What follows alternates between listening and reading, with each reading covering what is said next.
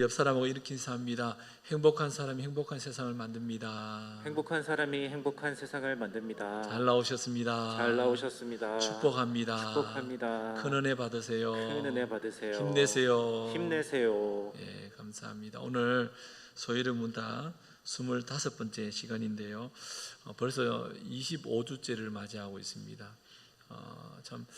살펴보면서 하나님 말씀이 얼마나 위대한지를 우리가 늘 깨닫게 되는데요. 오늘도 이 시간을 통해서 다시금 하나님의 뜻과 계획하신 무엇인지를 깊이 깨닫고 그 말씀에 믿음으로 반응하는 우리 모두가 되기를 소망합니다. 여러분, 지난주에 우리 소위를 문답 39문 또 40문 이렇게 41문까지 우리가 살펴보았는데요. 다시 한 번 더 복습을 해보면 40문이죠. 지난주에 40문을 했는데, 하나님은 사람에게 복종의 규칙으로 처음에 무엇을 나타내셨습니까? 같이 읽어볼까요? 하나님이 사람에게 복종하도록 처음 나타내셨던 규칙은 도덕법이었습니다. 그래서 이 도덕법을 설명을 해드렸는데, 네모 그림이 있죠, 그죠? 그 그림에 보면 도덕법, 그리고 율법, 십계명 이렇게 축소된다고 말씀을 드렸습니다. 그리고 이 도덕법은 십계명에 하나님의 그 뜻을 내포해 주셨는데, 또 이 십계명을 더 구체적으로 핵심적으로 살펴보면 하나님에 대한 사랑과 이웃에 대한 사랑으로 나눌 수 있다라고 말씀을 드렸습니다. 이 율법을 구분하는 데 있어서 도덕법과 의식법과 또 시민법으로 구분이 되는데, 도덕법을 제외한 의식법과 시민법은 예수 그리스도가 이 땅에 오심으로 인하여서 다 이제는 유효하지 않은 그런 법들이 되었다고 말씀을 드렸습니다. 아직까지 이 시민법과 또 의식법을 유효하다고 생각하는 분들은 이단이다, 이제 통계적으로 보면 그렇게 볼 수가 있겠죠, 그렇죠? 그래서 여러분, 예수 그리스도 이 땅에 오신 것이 얼마나 중요한지를 성경은 끊임없이 우리에게 말씀해 주고 있고, 예수 그리스도를 부인하는 자는 다 이단이다라고 말씀해 주고 있다라는 겁니다. 그런 면에 있어서 율법은 참 우리에게 중요한데, 그렇다면 율법의 용도가 뭐냐? 세 가지 용도를 말씀을 드렸습니다. 지난주 오늘 유임을 보면 첫 번째는 뭐예요? 세속적 용도다, 그렇게. 그게 뭐냐면 권선징악입니다. 그러니까 선을 권하고 악은 징벌하겠다라는 거죠. 그래서 율법은 늘 뭐예요? 그런 의도를 가지고 있다라는 거예요. 그래서 율법의 용도가 바로 그럽니다. 몽학 선생의 용도죠. 몽학 선생의 용도가 뭘까요? 바로 그리스도께로 인도하는 거죠. 그래서 우리는 늘 잘 모르지만 이 율법을 통해서 그리스도를 깨달아 알게 되는 겁니다. 어떻게 깨달아 알죠? 율법을 지킬 수가 없구나, 완벽하게 지킬 수가 없구나, 끊임없이 우리의 연약함을 우리가 보게 됩니다. 그렇죠? 뿐만 아니라 규범의 용도가 있습니다. 이 규범의 용도는 하나님께서 우리에게 복종의 규칙으로 하나님 영원한 도덕법을 주셨다라는 거죠. 그래서 이 율법은 규범의 용도로서 우리 삶의 가치의 그 기준이 되기도 한다라는 거죠. 뿐만 아니라 41문을, 그렇다면 도덕법은 어디에 요약되어 내포되어 있느냐? 이게 41문의 질문이었습니다. 시작. 도덕법은 십계명에 요약되어 내포되어 있습니다. 드디어 이제 십계명을 얘기하는 거죠. 이 도덕법, 하나님께서 말씀해 주신 율법의 그 대표적인 이 도덕법은 십계명에 그대로 담겨져 있다라는 거예요. 제42문에 보면 이 십계명의 강령은 그렇다면 뭐냐? 오늘 그 부분을 우리가 좀 살펴볼 터인데, 여러분, 이 십계명의 강령이라는데, 이 강령이라는 말은 어떤 의미를 가지고 있냐면 기본, 입장, 주된 원리, 큰 줄거리라는 의미를 가지고 있습니다. 그래서 우리가 말씀을 보면 이렇게 말씀하죠. 이 두 계명이 온 율법과 선지자의 강령이다. 마태복음 22장에 말씀할 때 이 강령이라는 말은 율법과 선지자의 기본적인 입장이라는 거예요. 한자어로 쓰다 보니까 우리가 그 의미를 잘 이해하지 못할 때가 많은데, 여러분, 그래서 이 십계명의 강령은 뭐냐?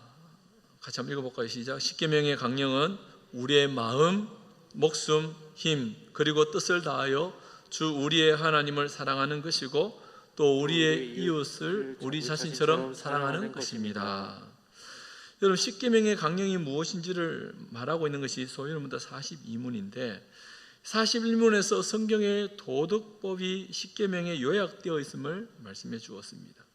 십계명을 다시 한 번 더 요약하면 마태복음 22장에서는 예수님은 마음과 목숨과 뜻을 다하여 하나님을 사랑하는 것이다, 이것이 크고 첫째 되는 계명이고, 둘째는 내 이웃을 내 몸과 같이 사랑하는 것이다라고 말씀해 주셨습니다. 그래서 이 두 계명, 하나님 사랑과 이웃 사랑이 율법서와 예언서를 포함한 성경의 큰 줄거리고 주된 핵심이다라는 것을 말씀해 줍니다. 그래서 여러분, 성경을 이렇게 이런 표현이 맞을지 모르겠습니다만 압축기에 넣어서 압축을 하면 뭐가 나오느냐, 성경을 어떤 분은 이렇게 말하기도 하죠. 압축기에 압축을 넣으면 요한복음 3장 16절이 나온다. 하나님이 세상을 이처럼 사랑하사 독생자를 주셨으니 쭉 이렇게 하는데, 여러분, 신구약 성경 또 나아가 이 십계명을 압축을 했을 때에 나오는 것은 하나님 사랑과 이웃 사랑으로 나뉜다는 거예요. 그래서 사랑의 하나님, 그래서 요한일서 4장 8절과 16절을 보면 하나님은 뭐라고요? 사랑이시다라고 말씀해 주고 있는 거죠. 여러분, 그림을 한번 보시면 여러분 나눠드린 유인물에도 있습니다만, 여러분, 이 율법에 대한 그림이죠. 누가 율법을 주셨느냐? 누가 율법을 주셨죠? 하나님이 주셨죠. 그래서 그 권위에 있어서 뭐예요? 절대적 권위가 인정될 수밖에 없다는, 사람이 만든 것이 아니라는 거죠. 율법은 뿐만 아니라 율법은 언제 어디서 주셨는가? 출애굽 이후 시내산에서 주셨다라는 거예요. 하나님께서 당신의 백성들을 출애굽 애굽에서 인도에 내시고 난 이후에 시내산에서 이 율법을 주신 거예요. 왜 주셨을까요? 지키라고요. 어떻게 지켜야 하는가? 사랑의 원리 안에서 자발적으로 지켜야 되는, 사랑의 원리 안에서 자발적. 여러분, 자발적이라는 건 대단히 중요합니다. 성경은 끊임없이 자발적으로, 그러면서 뭐예요? 의무를 담고 있는 것이 율법의 어떤 모습이고 하나님께서 우리에게 말씀하신 규범이기도 하죠. 그럼 누가 지켜야 되느냐? 그렇다면 이 율법은 누가 지켜야 되죠? 모든 인류가, 모든 사람이 지켜야 할 규범이라는 거죠. 여러분, 그렇기 때문에 이 율법은 우리로 하여금 굉장히 유익을 가져다 주는 겁니다. 좀 더 쉽게 다시 한 번 더 정리를 해보면 십계명의 위치는 하나님께서 무엇을 요구하느냐? 나타내신 뜻에 순종하는 거예요. 나타내신 뜻에 순종하는 거. 그리고 무엇이 순종의 규칙이 되느냐? 그것은 도덕법이라는 거예요. 그래서 순종할 때 규칙이 된다는 것은 도덕법이고, 그 도덕법이 뭐예요? 하나님의 뜻이 내포되어 있는데 그것이 뭐냐? 십계명이다라는 거예요. 도덕법이란 뭐냐? 인류를 향한 하나님의 뜻의 선언이라는 거예요. 하나님께서 인류를 향하여서 계속해서 말씀해 주고 있는 말씀이라는 거죠. 그것이 어디에 요약되어 있느냐? 십계명에 요약되어 있다라는 거예요. 그럼 십계명의 요점은 뭐냐? 주 하나님을 사랑하는 것이고 내 이웃 사랑하기를 자기 몸과 같이 하는 것입니다. 여러분, 여기서 우리는 한 가지 중요한 사실을 잊어버리고 지나갈 수 있습니다. 보세요. 하나님을 사랑하는 건 이해가 돼요. 예수 믿는 사람으로서. 이웃을 사랑하는 것도 이해가 돼요. 그럼 나를 사랑하는 것은, 하나님 사랑과 이웃 사랑은 이해가 되는데 나 자신을 사랑하는 것은요? 그럼 나 자신을 사랑하지 말라고 말할까요? 성경은요? 자기를 부인하니까? 자기 십자가를 져야 되니까? 날마다 자기 희생을 해야 될까요? 여러분, 어떻게 생각하세요? 그런데 자기 사랑은 이웃 사랑에 포함됩니다. 하나님을 사랑하는 것과 그리고 이웃을 내 몸과 같이 사랑하는 것은 자기 사랑도 이웃을 사랑하는 데 포함되어져 있다는 거예요.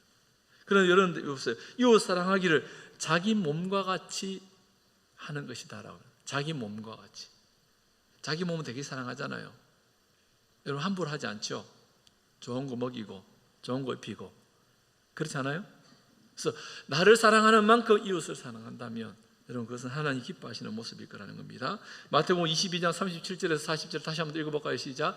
예수께서 이르시되 내 마음을 다하고 목숨을 다하고 뜻을 다하여 주 너희 하나님을 사랑하라 하셨으니 이것이 크고 첫째 되는 계명이요 둘째도 그와 같으니 내 이웃을 내 자신같이 사랑하라 하셨으니 이 두 계명이 온 율법과 선지자의 강령이니라. 그래서 모세의 율법과 함께 예언서에서 계속해서 강조하고 있는 주된 핵심이 하나님 사랑, 이웃 사랑이라는 거예요. 제43문을 한번 살펴보면, 그렇다면 십계명의 서문은 무엇이냐? 십계명의 서문은 무엇일까요? 시작. 십계명의 서문은 이렇습니다. 나는 너를 애굽 땅 종되었던 집에서 인도하여 낸 내 하나님 여호와이라. 아멘. 여러분, 십계명의 서문에서는 나는 너희 하나님이다라는 것을 말씀하고 있습니다. 나는 너희의 하나님이라는 거예요. 또한 너를 종되었던 애굽 땅에서 나오게 한 자다라는 것을 말씀해 주고 있습니다. 여러분, 출애굽기에 보면 하나님을 여호와로 표현하고 있습니다. 오늘 성경을 한번 찾아볼 텐데 화면에 나오지 않습니다. 여러분, 출애굽기 한번 찾아보겠습니다.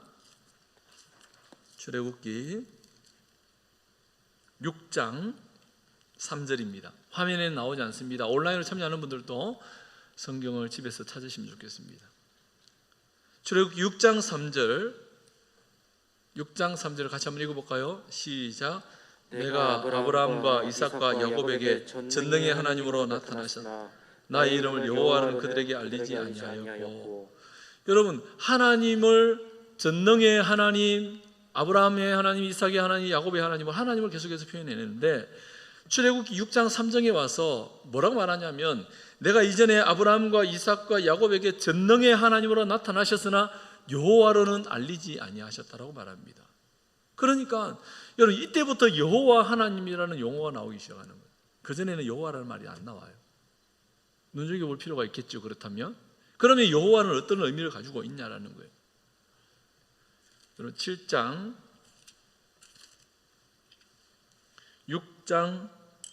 6절 한번 볼까요? 6장 6절을 같이 읽습니다. 그러므로 이스라엘 자손에게 말하기를 나는 여호와라. 내가 이곳 사람이 무거운 짐 밑에서 너희를 빼내며 그들의 노역에서 너희를 건지며 편팔과 여러 큰 심판들로 너희를 속량하여 7절 같이 있습니다. 너희를 내 백성으로 삼고 나는 너희의 하나님이 되리니 나는 애굽 사람의 무거운 짐 밑에서 너희를 빼낸 너희의 하나님 여호와인 줄 너희가 알지라. 아멘. 한마디로 뭐예요? 빼낸, 구원의 눈, 구속. 그러니까 구원에 대한 의미를 가지고 이 여호와라는 의미를 쓰고 있다는 거예요. 굉장히 중요하죠, 그죠?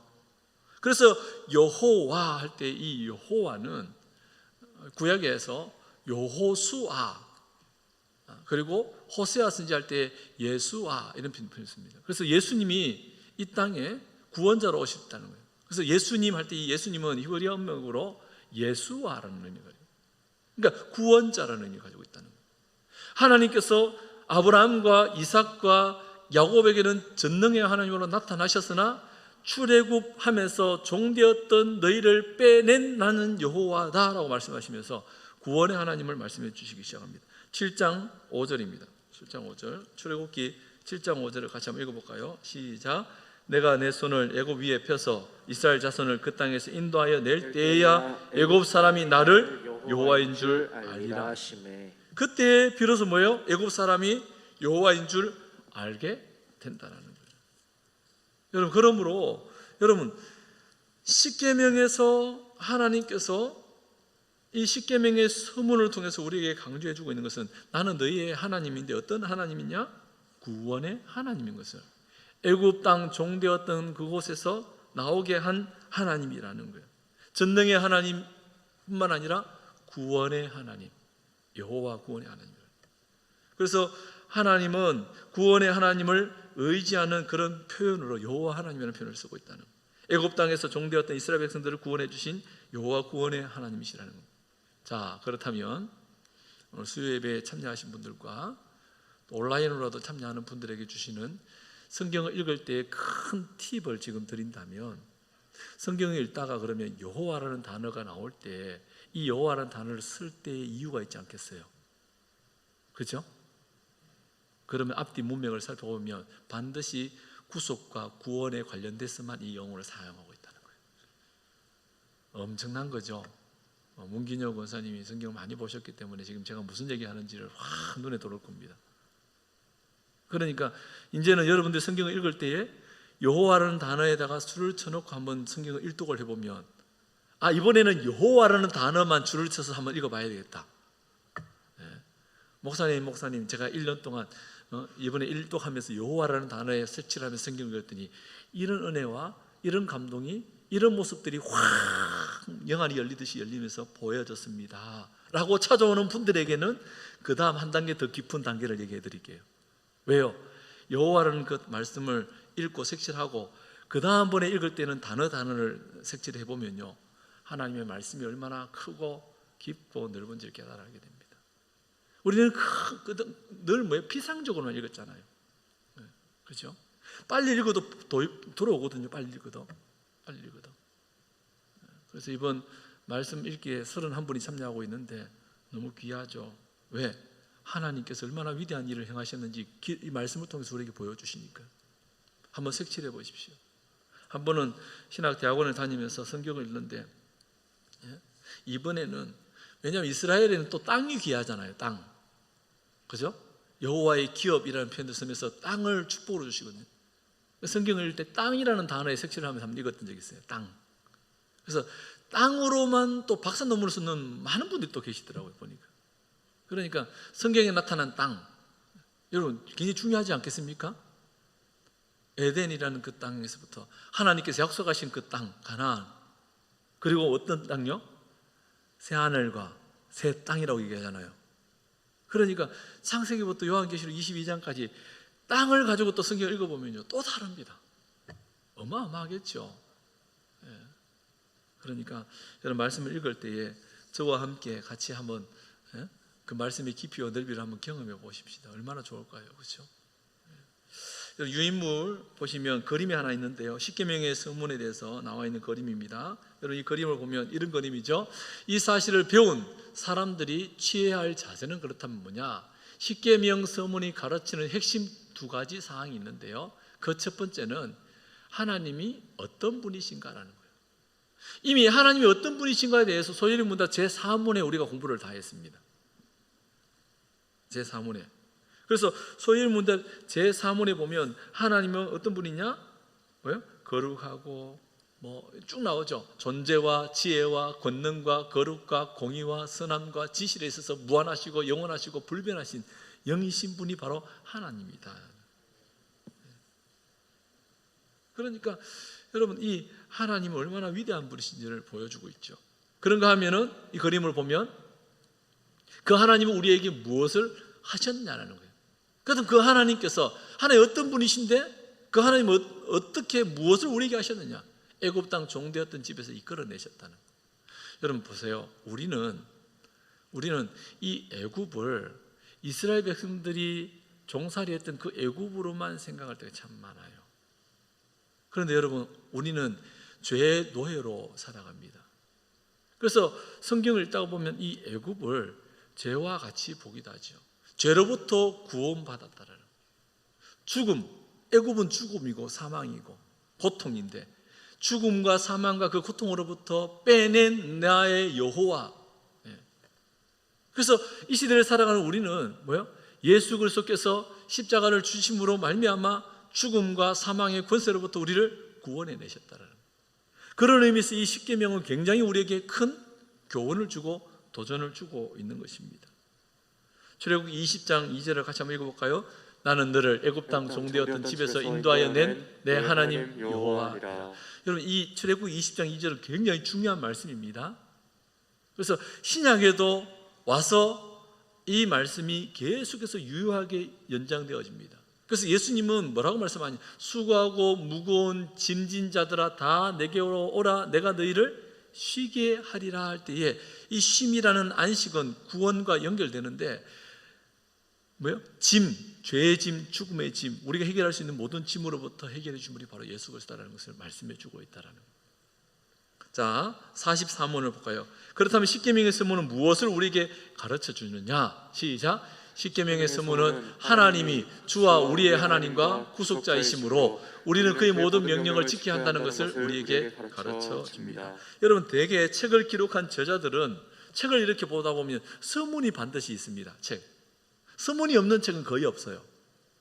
여러분이 읽는 책들 중에 서문이 반드시, 그 서문에 보면 이 책의 목적과 내용이 어떠한지를, 주요 내용이 어떠한지를 소개해 주고 있습니다. 그래서 책을 잘 읽는다면, 바르게 책 읽기 하려면 먼저 책의 그 서문을 보아야 되고, 그 서문을 보기 전에 이 책을 누가 기록했느냐, 기록한 저자의 프로필을 봅니다.